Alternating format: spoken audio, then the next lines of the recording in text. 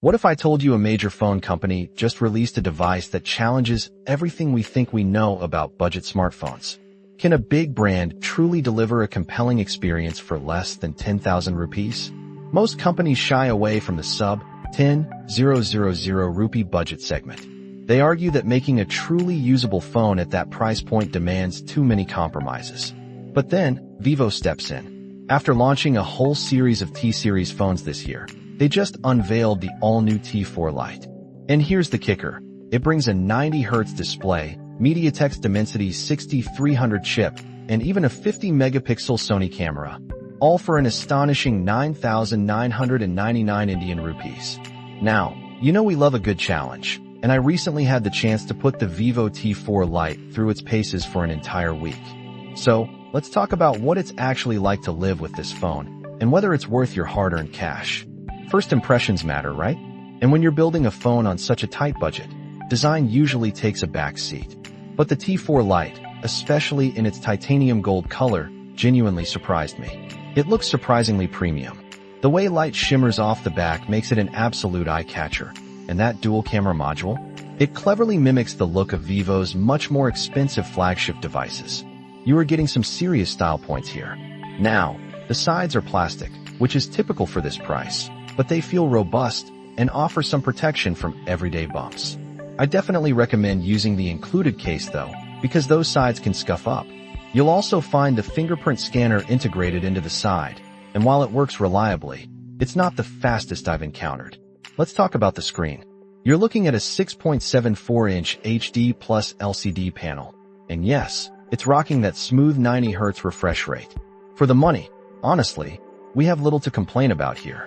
The display works well in most conditions, offering good-looking colors, and it certainly makes for a decent media consumption experience. However, when you step out into direct sunlight, things get a bit challenging.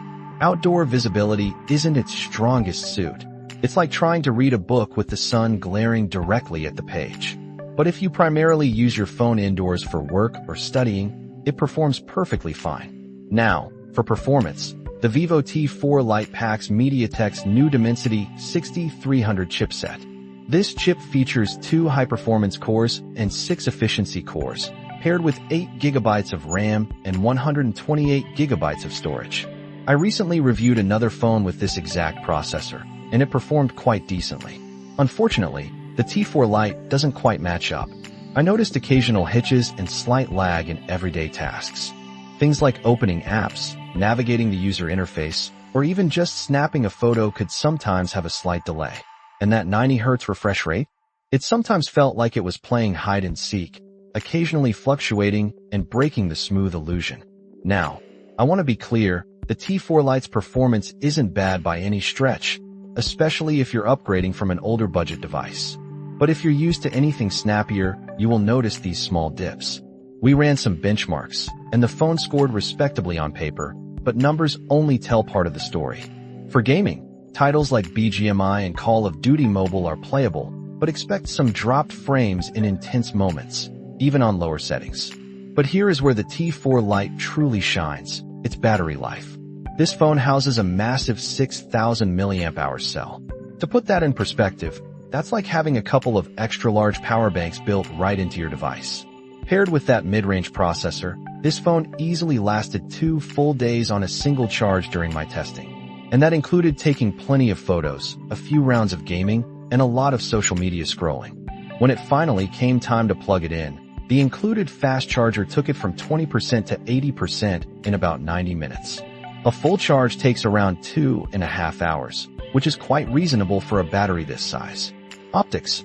The T4 Lite features a 50-megapixel Sony main camera sensor. While it does have a secondary 2-megapixel bokeh lens, let's be honest, that's mostly for aesthetics. But the main sensor? In good daylight, it captures pretty good photos. You get enough detail, accurate colors, and even some decent HDR. Portrait shots also look good, with a natural depth of field.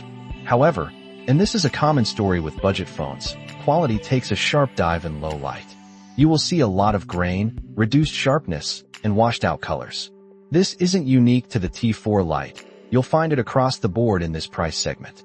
Video recording caps out at 1080p at 60 frames per second, And while usable in good lighting, noise quickly becomes an issue in artificial or low-light scenarios.